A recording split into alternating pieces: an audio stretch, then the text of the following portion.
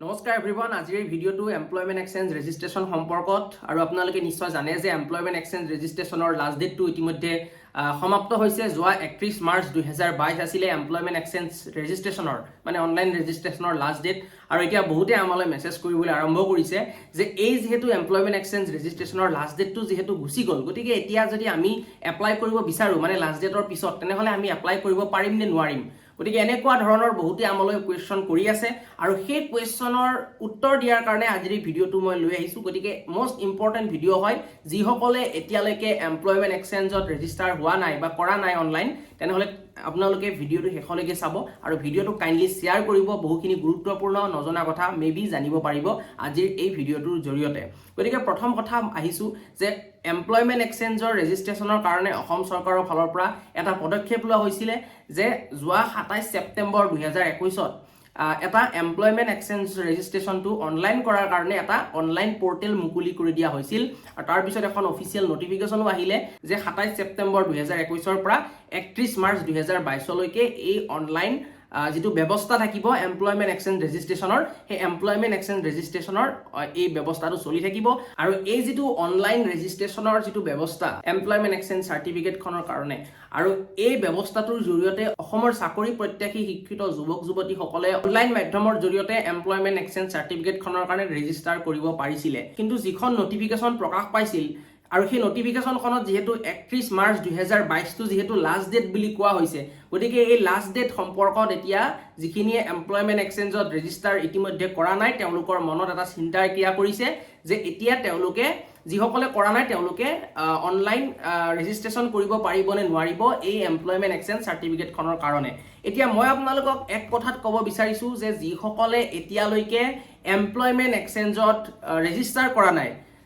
অনলাইনৰ জৰিয়তে তেওঁলোকে এতিয়াও মানে 31 মাৰ্চৰ পিছতো তেওঁলোকে আজিও যদি কৰে আজি হৈছে মই এই ভিডিঅ'টো এপ্ৰিলৰ 6 তাৰিখে বনাই আছো যদি বিচাৰে যে এপ্ৰিলৰ 6 তাৰিখে মই কৰিম এমপ্লয়মেণ্ট এক্সচেঞ্জত ৰেজিষ্ট্ৰেশ্যন তেনেহ'লে তেতিয়াও আপোনালোকে এমপ্লয়মেণ্ট এক্সচেঞ্জত ৰেজিষ্টাৰ কৰিব পাৰিব ৰেজিষ্ট্ৰেশ্যন কৰিব পাৰিব এমপ্লয়মেণ্ট এক্সচেঞ্জৰ চাৰ্টিফিকেটখনৰ কাৰণে বা ৰেজিষ্ট্ৰেশ্যন নাম্বাৰটোৰ কাৰণে আৰু যেটো ৱেবসাইটৰ জৰিয়তে আপোনালোকে এই ৰেজিষ্ট্ৰেশ্যনটো কৰিব লাগিব অনলাইন ৰেজিষ্ট্ৰেশ্যনটো কৰিব লাগিব আৰু সেই ৱেবসাইটটো মই নামটো ভিডিঅ'ৰ স্ক্ৰীনত দি দিছোঁ মই লিখি দিছোঁ আপোনালোকে সেই নামটো আপোনালোকে টাইপ কৰি পেলাই তাতে সুন্দৰকৈ আপোনালোকে অনলাইন ৰেজিষ্টাৰ হ'ব পাৰিব বা আপোনালোকে অনলাইন ৰেজিষ্টাৰ কৰিব পাৰিব কেৱল অলপমান হয়তো সাৰ্ভাৰৰ প্ৰবলেম থাকিব পাৰে যেহেতু ট্ৰেফিক বেছি ৱেবসাইটটোত গতিকে সেই কাৰণে সাৰ্ভাৰৰ প্ৰবলেম অবিয়াসলি থাকিবই আপোনালোকে কেনেকৈ অনলাইন এপ্লাই কৰে হেতু ইউটিউবত যদি চাই কেনেকৈ অনলাইন এপ্লাই কৰিব লাগে এই এমপ্লয়মেণ্ট এক্সচেঞ্জ ৰেজিষ্ট্ৰেশ্যনৰ কাৰণে আপোনালোকে বহুখিনি ভিডিঅ' পাই যাব তাৰ যিকোনো এটা চাই পেলাই আপোনালোকে তাত যেনেদৰে কোৱা হৈছে তেনেদৰে আপোনালোকে অনলাইন এপ্লাইটো কৰিলে হ'ল তাৰ পিছত আপোনালোকৰ ৰেজিষ্ট্ৰেশ্যন নাম্বাৰটো আহিব তাৰ লগতে আপোনালোকৰ ৰেজিষ্ট্ৰেশ্যন যিখন তাৰ পিছত আপোনালোকৰ এমপ্লয়মেণ্ট এক্সচেঞ্জ যিখন চাৰ্টিফিকেট সেই চাৰ্টিফিকেটখন আহিব কিন্তু এতিয়া ইয়াত এটা কথা আছে যে যিখন অফিচিয়েল নটিফিকেশ্যন প্ৰকাশ পাইছিল মই আপোনালোকক ভিডিঅ'ৰ স্ক্ৰীনত বাৰু অফিচিয়েল নটিফিকেশ্যনখন দেখুৱাই দিম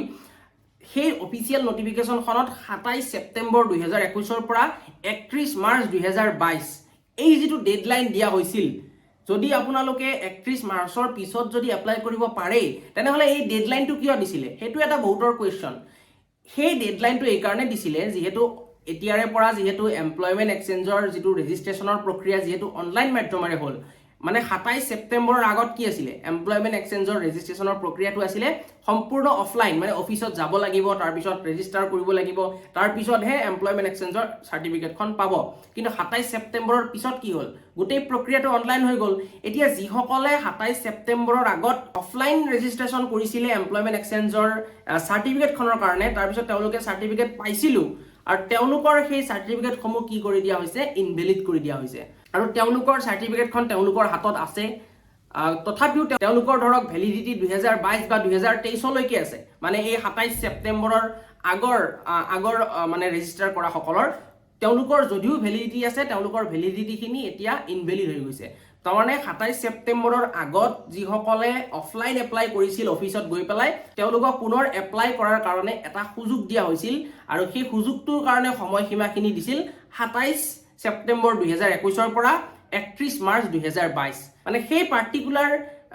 ক্যান্ডিডেটখিনিৰ কাৰণেহে এই ডেডলাইনটো দিছিলে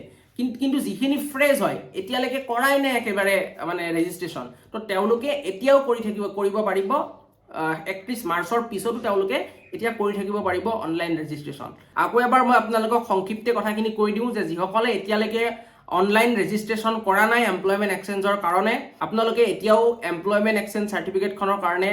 ৰেজিষ্ট্ৰেশ্যন কৰিব পাৰিব। আপোনালোকক মই ভিডিঅ'ৰ স্ক্ৰীনত ৱেবছাইটটো লিখি দিছোঁ অলৰেডি, সেই ৱেবছাইটটোত গৈ পেলাই আপোনালোকে ৰেজিষ্ট্ৰেশ্যন কৰিব পাৰিব। কেনেকৈ ৰেজিষ্ট্ৰেশ্যন কৰিব লাগে আপোনালোকে ইউটিউবত ভিডিঅ' চালে আপোনালোকে বহুখিনি ভিডিঅ' পাই যাব, তাত তেনেকৈ আপোনালোকে ৰেজিষ্ট্ৰেশ্যনটো কৰিব পাৰিব।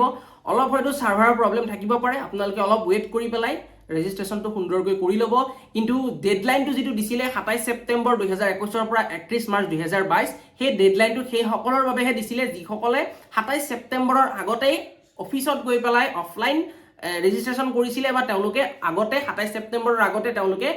এই এমপ্লয়মেণ্ট এক্সচেঞ্জৰ চাৰ্টিফিকেটখন পাই থৈ দিছে। তো তেওঁলোকৰ কাৰণে সেই ডেডলাইনটো দিয়া হৈছিলে আৰু তেওঁলোকে মই ভাবোঁ সকলোৱে চাগে এই এমপ্লয়মেণ্ট এক্সচেঞ্জৰ ৰেজিষ্ট্ৰেশ্যনটো আকৌ ৰেজিষ্ট্ৰেশ্যন কৰিলে। তো সেইখিনি আপোনালোকৰ কথা আপোনালোকক মই এই ভিডিঅ'টোৰ জৰিয়তে জনাই দিলোঁ। আপোনালোকে এতিয়া ভিডিঅ'টো যিমান পাৰে শ্বেয়াৰ কৰিব, যাতে এই কথাখিনি যিসকলে গম পোৱা নাছিলে এতিয়ালৈকে তেওঁলোকে নিশ্চয় এই কথাখিনি গম পালে। গতিকে আজিৰ ভিডিঅ'টো এইখিনি আছিলে। যদি ভিডিঅ'টো ভাল পালে আপোনালোকে লাইক কৰিব, ভিডিঅ'টো যিমান পাৰে শ্বেয়াৰ কৰিব আৰু আপোনালোকৰ মতামতখিনি কমেণ্ট বক্সত কমেণ্ট কৰি জনাব। আৰু এতিয়ালৈকে যদি আমাৰ এই ফেচবুক পেজটো ফ'ল' কৰা নাই, কাইণ্ডলি ফ'ল' কৰিব, এনেকুৱা ধৰণৰ গুৰুত্বপূৰ্ণ মষ্ট ইম্পৰ্টেণ্ট ইনফৰ্মেটিভ ভিডিঅ'সমূহ পাই থাকিবৰ বাবে। গতিকে আজিলৈ লগ পাম এটা নতুন ভিডিঅ'ৰ সৈতে, তেতিয়ালৈ ধন্যবাদ, নমস্কাৰ।